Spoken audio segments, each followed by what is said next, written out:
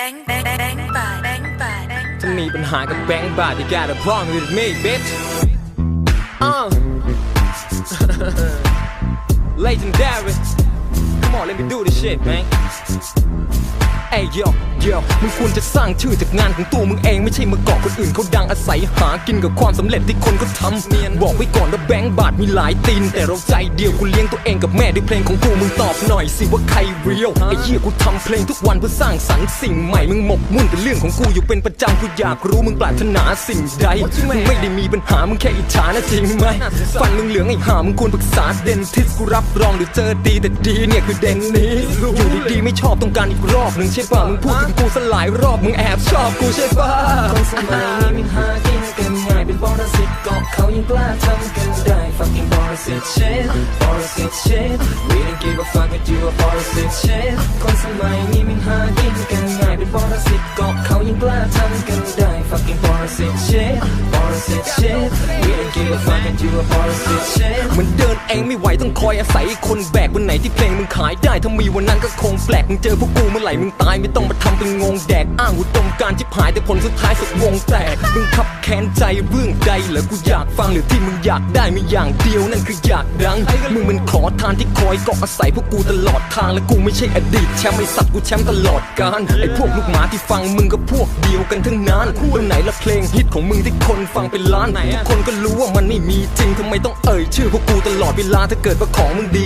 จริงให้ทุกแก่ท่านแต่ทุกนั้นจะกลับคืนที่คนคงเงียบไม่ใช่พวกกลัวแต่เพราะพวกกูไม่เคยรู้จักมึงไม่สนว่าลุมสักกี่คนไอ้เหี้ยแล้วกว่ามึงจะดังเนี่ยมึงต้องยุบอีกสักกี่วงมึงทำมา10 เพลง11 เพลงกูตอบกลับแค่เพลงเดียวมึงเลี้ยงตัวเองด้วยเพลงไม่ได้ด้วยซ้ำทำไมถึงกล้าพูดว่าตัวเอง real queer bitch you are my fucking liar คนสมัยนี้ไม่หากินกันง่ายเป็นบริษัทก็เขายังกล้าทำกันได้ fucking บริษัท shit บริษัท shit we don't give a fuck with you บริษัท shit คนสมัยนี้ไม่หากินกันง่ายเป็นบริษัทก็เขายังกล้าทำกันได้ fucking บริษัท shit บริษัท shit we don't give a fuck with you บริษัท shit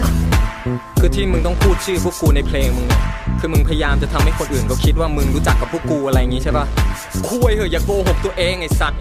ไม่มีใครในพวกกูที่รู้จักมึงแม้แต่คนเดียวแล้วมึงพูดถึงแบงค์บาท WOC มึงรู้ไหมแบงค์บาท WOC มีใครบ้างแบงค์บาท WOC รวมไปถึง DJ SG แล้วก็โทนี่บีนั่นมันรุ่นพ่อมึงไอ้สัตว์จะลามปามนะนั่นแหละเสียงกูยิงพ่อมึงตาย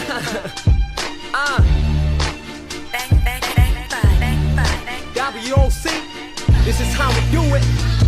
บอกไปก่อนกูพอตัวนะ AJ ยังยอมรับทั้งแบงค์บาทไม่กี่จะตีเนี่ยสัตว์มึงเข้ามาลองนับเอากูติดเงินมึงแหละฟังดูแล้วกูว่ามันแปลกดีก็เพราะพี่เคยมึงฝากกูมาบอกมึงในเพลงอย่าเสือกมาเนียนและแดกฟรีลิขิตฟ้าหรือจะสู้มันนะคนมึงเป็นแค่ยามอยู่โรงแรมทำไมถึงตอแหลต่อหน้าสาธารณชนมึงบอกไอ้แทนแล้วช่วยเคลียร์กับแฟนเพราะเขาทะเลาะกันลับหลังมึงจีบเมียไอ้แทนปลูกกระหล่ำก็ดีอยู่แล้วมึงอยู่ต่ำๆก็ดีอยู่แล้วสุดท้ายลูกตำพ่นควันเพิ่งดูดเป็นเมื่อปีที่แล้วขยับเข้ามาใกล้ๆกูจะได้สอนมึงถูกกูสอนน้องกูอีกไหมมันถึงได้สอนมึงดูดเอาให้เข็ดเอาให้หลาบกูไม่มีเมตตาแล้วคนเขารู้ไหมมึงชักดาบเอาของไอ้เบสมามึงบอกที่บ้านมาทำงาน security ทำไมไม่ใส่ชุดยามไปประกวด Academy ล่ะอย่ามัวแต่หมกอยู่ในกะลาแล้วใครเขาติดเงินมึงกูขับเชฟโรเลตมึงขับเมดนางพญาเชี่ยทั้งหน้าตาคงไม่มีใครที่เกินมึงคุยไม่ใช่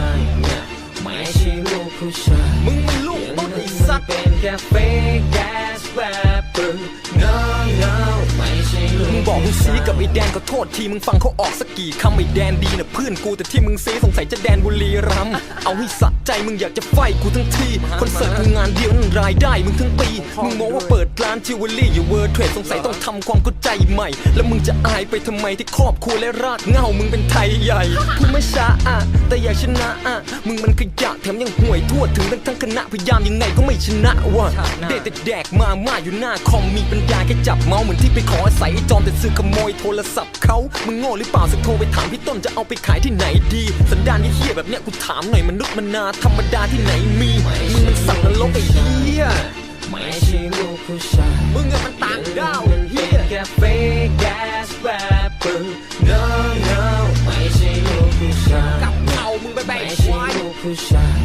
อย่างมันเป็นแค่ fake ass rapper no no ไม่ใช่ลูกไปขอยืมห้องไอ้นุกสึกไปขโมย MV แล้วมึงเป็นคนอยู่หรือเปล่ากูสุดจะเอียนเต็มที ไปโพธนาบอกมึงเคยอยู่ Invader กูนั่งอยู่ข้าง SG ก็ถามกูไอ้เหี้ยนี่ใครเหรอไม่ว่าจะ OMEMOEOUC จะเปลี่ยนกี่ชื่อมึงก็ยังอ่อนอยู่ดีกู WOC ชะโงกดูเงามึงน่ะแม้แต่แพนเค้กก็ไม่เอามึงแคปรูปกองวิวใน YouTube แต่เสือกลืมปิดแท็บวิธีกองวิวแบบอย่างง่ายจะตอนแหลก็เสือกไม่เนียนไอ้เหี้ยแม่งอย่างควายพอเพลงจบรับรองมึงต้องรู้สึกว่าอยากตายมึงลูกตุ๊ดแน่นอน we all know เมียมึงรับหลังก็เหมือนสไปร์ในฮอร์โมนมันไม่ใช่แนวของกล้องแนวนี้นะกล้องไม่คล่องแล้วมึงเป็นโรคจิตหรือเปล่าจนขังเมียงไว้ในห้องซับ